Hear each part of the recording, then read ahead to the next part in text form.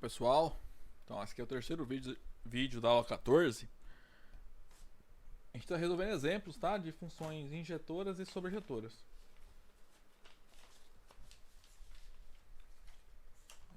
Bom, vamos lá então. Todos os exemplos aqui que restam é para verificar se a função dada ela é injetora e se ela é sobrejetora, tá? Essa função, ó, note que é um pouco diferente dessa função aqui, ó. Essa f aqui pegava pares e associava a números reais. Essa aqui é o contrário. Vai pegar números reais e associar um par ordenado a ela. A ele, né? Então, ó, por exemplo, aqui, ó, o f de meio é o par meio, meio. F de zero é 0, 0, e assim por diante, tá? Essa função, ela é injetora.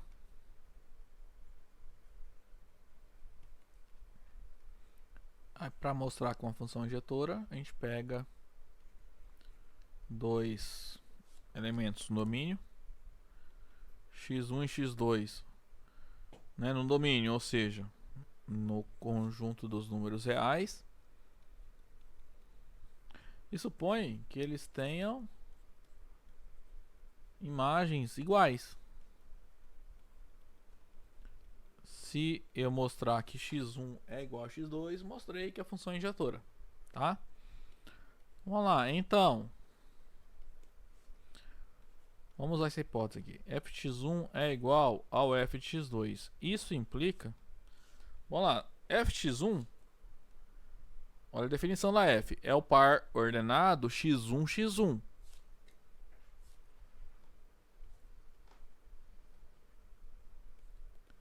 F de x2 é o par ordenado x2, x2.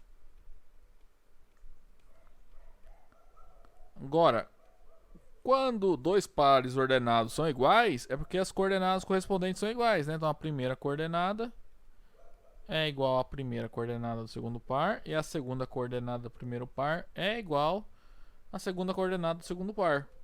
Ou seja, então, ó, x1 e x2 são iguais, né? Olhando ambas as coordenadas. Portanto, a função ela é injetora. Portanto, f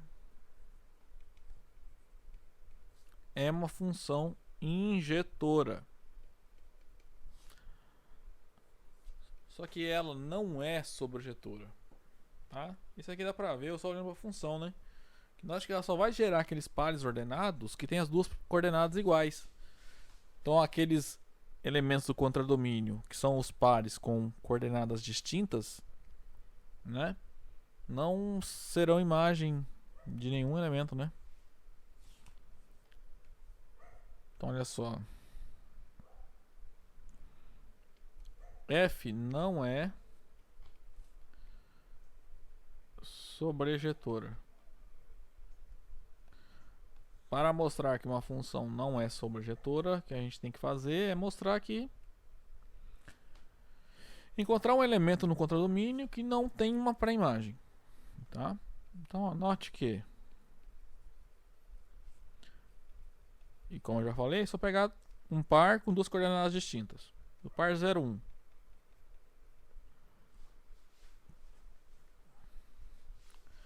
Então, note que esse par está no contradomínio ali da função f e não existe x pertencente ao domínio tal que o f de x é igual a 0, 1. Por quê? Vamos lá. Como é feito? Note que se f de x fosse igual a 0, 1, isso implica que o par x é igual ao par 0, 1. Então, ó, dois pares ordenados são iguais é porque as primeiras coordenadas coincidem e as segundas coordenadas coincidem. Então, das primeiras coordenadas, nós obtemos que x é igual a 0 E das segundas coordenadas, nós obtemos que x é igual a 1. Isso é um absurdo. Tá?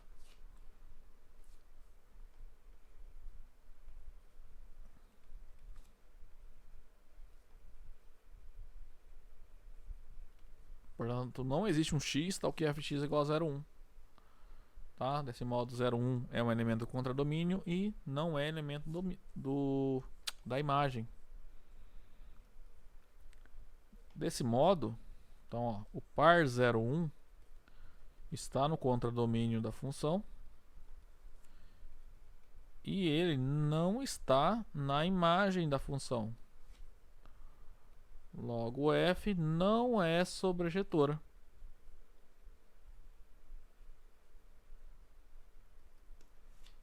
Tá? Então essa função ela é injetora, mas não é sobrejetora. Portanto, ela não é injetora. Não é bijetora. Tá? Por que não é bijetora? Porque não é sobre. Tá? Portanto, f não é sobrejetora. Vamos pegar essa função agora. Ó. O domínio é o par cartesiano, né? Produto cartesiano Z por R. Contradomínio são os reais. O que essa função vai fazer? Vai pegar um par de um inteiro e um real e vai multiplicar os dois. Tá? Essa função não é injetora. Tá? Vamos lá mostrar isso. F não é injetora. Por quê?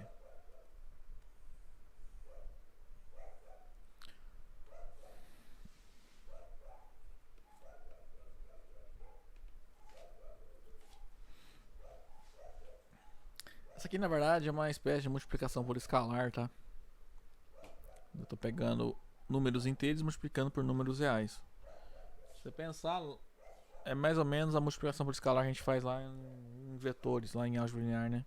Lá a gente pega números reais e multiplica pelo vetor. É mais ou menos algo mesmo, na mesma inspirado assim, né? A mesma ideia, tá? Então vamos lá, note que já tá aqui. Ó, a gente calculou f de 0 não, f de 1, 2. Por definição, isso aqui é 1 vezes 2, que é 2. E o f de 2, 1, isso é 2 vezes 1, que também é 2. Então olha só, 2 é uma imagem da função que possui duas pré-imagens, né? O par 1, 2 e o par 2, 1. Isso aqui mostra que a função já é um contra-exemplo que serve para a gente afirmar que a função não é injetora.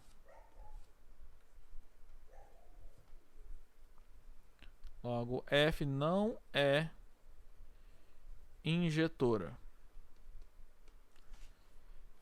Só que essa função ela é sobrejetora. Note que todo número real, você pode escrever ele como 1z. Então ele pode ser escrito como sendo a imagem do par 1z. 1y. Vamos lá. F é sobrejetora.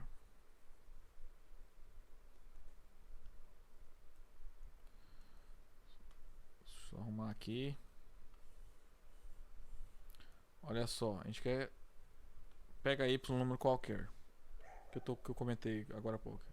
Esse y, todo y ela forma 1 vezes y. Só que 1 vezes y é justamente o f do par 1y. Note que o y é um número real e 1 é um número inteiro. Então essa relação aqui está bem definida, né?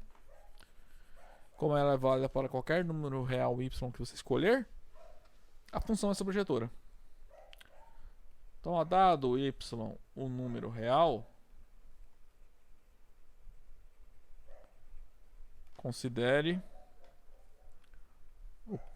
esse par 1y. 1 é um número inteiro, beleza? E y é real, tranquilo ainda. Logo, então, 1y está no domínio da f, então eu posso calcular a f dele. F de 1y, por definição, é 1 vezes y, que é y. Tá? E assim a gente conclui que a função é sobrejetora.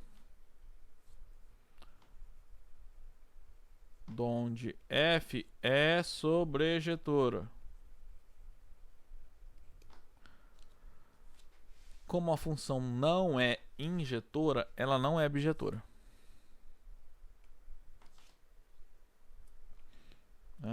Desse modo,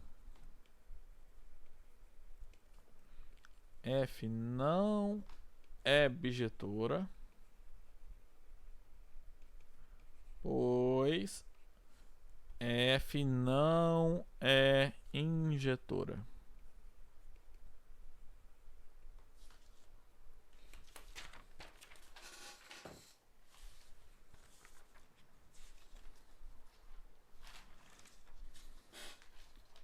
Exemplo 8. Vamos pegar a função x², lá que a gente fez hoje bastante na aula. Só que olha só, eu vou pegar o domínio como sendo o conjunto dos inteiros e o contradomínio como sendo os naturais, né? Essa função não é injetora. Bom, na verdade isso a gente já viu, né? Lá em cima. Aquele mesmo exemplo serve. F não é injetora, por quê? Olha só.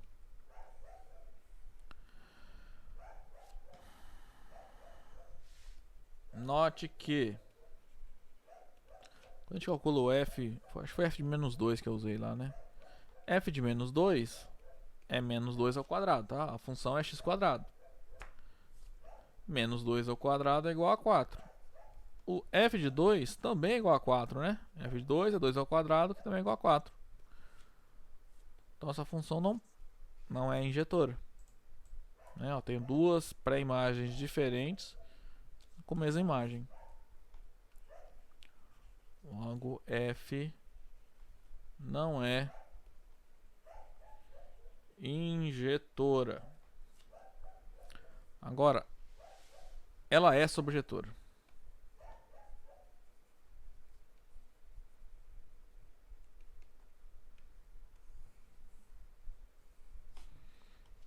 Todo número natural vai ser gerado assim, essa regra, né? Nós até já vimos, né? Ó, eu pego a y, um número natural. Eu quero ele que seja da forma f de x, né? Ou seja, tem que ser x². Então quem é o x que eu pego é a raiz quadrada do y, né? Nesse caso aqui, tá? Tudo tá bem definido. O y é natural, então ele é maior ou igual a zero. Então eu posso calcular a raiz do x. Tá? Quer dizer, eu posso calcular a raiz de y. Ok? Na verdade, eu poderia pegar aqui tanto x como sendo a raiz quadrada de y, como sendo menos a raiz quadrada de y, tá? Então, dado y um número natural,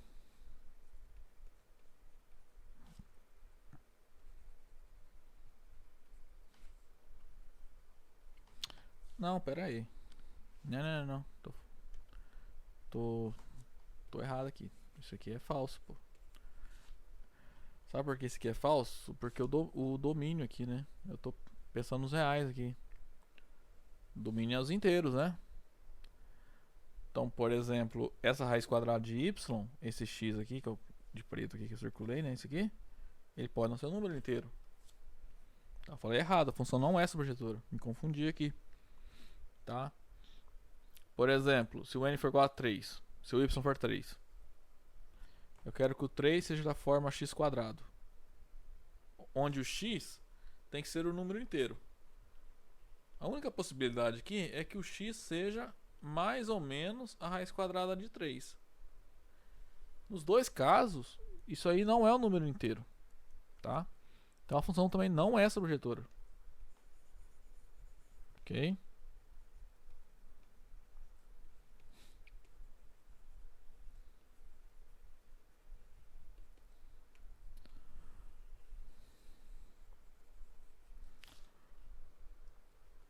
Então, Foi até bom que ter errado, né? Que se serve, não é só jogar essa fórmula aqui, tá? Pegar y igual a f de x, isola o x e acha quem é o x. Não é assim que funciona, tá? Você tem que analisar os seus dados. Igual aqui, ó, o raiz quadrada de y, ele nem sempre vai ser o número inteiro. Como, por exemplo, o 3 aqui, tá? Então não é, por exemplo, simplesmente igual às vezes a gente faz, às vezes nem... Por exemplo, em cálculo 1 você vai estudar geralmente funções reais a valores reais. Então isso aí seria claramente verdadeiro, né? Porque seria de RR a função, tá? A função seria sobrejetora, mas o domínio e o contradomínio são importantes, tá? Agora a F não é sobrejetora.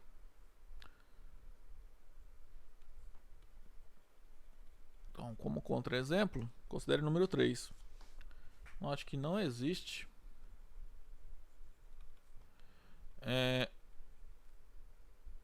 número inteiro x tal que f de x é igual a 3.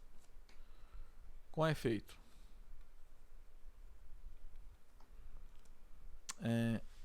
se o f de x for igual a 3, isso implica que x ao quadrado é igual a 3.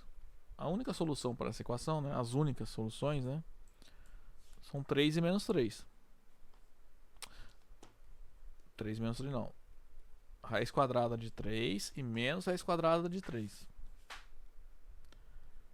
Então isso que implica que x não pertence ao conjunto dos inteiros, que é um absurdo, né? O x que eu preciso que exista tem que ser inteiro, tá? Então não é sobrejetora.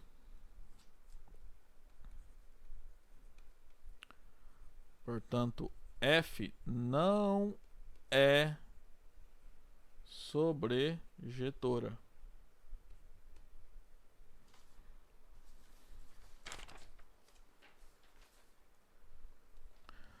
O último exemplo que eu preparei para vocês hoje é uma função mais geral aí, função afim. Vocês lembraram lá no ensino médio, vocês estudaram, né? Função polinomial de grau 1, né? Lembrarem, ela é bem comportada. O A é o coeficiente angular, B é o coeficiente linear, o gráfico dessa função é uma reta, né? Vou mostrar que essa função ela é tanto injetora quanto sobrejetora. Ou seja, é bijetora. F é injetora. Por quê? Olha só. Sejam x1 e x2 no domínio dessa função, que é o conjunto dos números reais, tais que f de x1 é igual ao f de x2. Então, olha só o que acontece. Se f de x1 é igual ao f de x2, isso implica que ax1 mais b é igual a ax2 mais b. Ok? A e b são números reais, e aqui a gente tem a hipótese que o a é diferente de zero, tá? Se o a for zero, essa função é constante, aí não tem graça, né?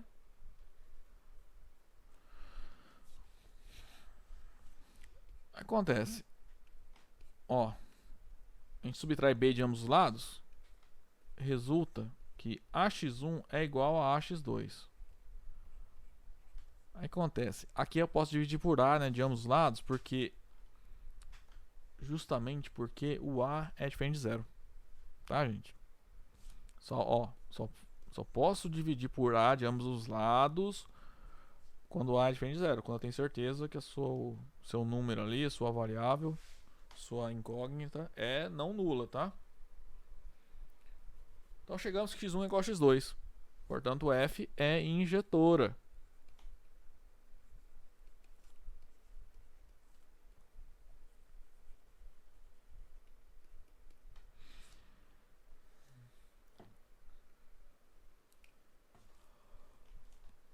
Agora ela é sobrejetora, né? fazer igual vocês já devem ter feito lá no ensino médio, né? Em cálculo a gente vai fazer exercícios assim também.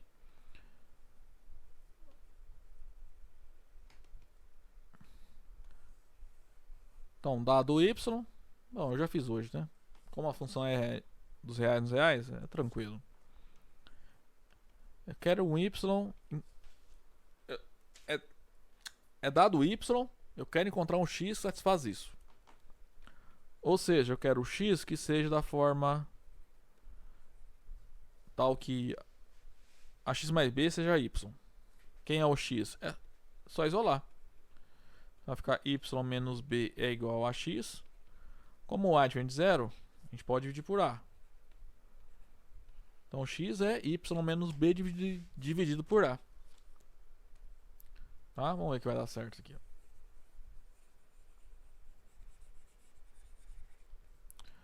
Seja y um número real qualquer. Seja não, deixa eu mudar aqui. Dado é melhor. Dado y um número real, considere x como sendo o número y menos b dividido por a. Note que esse y é arbitrário. Então, na verdade, a gente vai mostrar que todo y no contradomínio possui uma pré-imagem. E como a função ela é injetora, essa pré-imagem vai ser única, tá? Note que f de x, nesse caso, é... Bom, isso é ax mais b. Só que o x é y menos b sobre a. Então, isso é a vezes y menos b dividido por a mais b. Então, aqui tem a dividido por a. Vai sobrar y menos b mais b. Deixa eu só...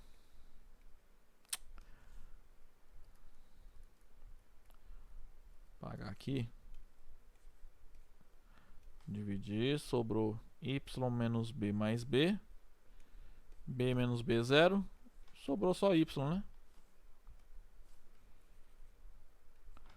Ou seja, esse x, o y menos b dividido por a, ele é associado ao y pela f. Portanto, a função f é sobrejetora.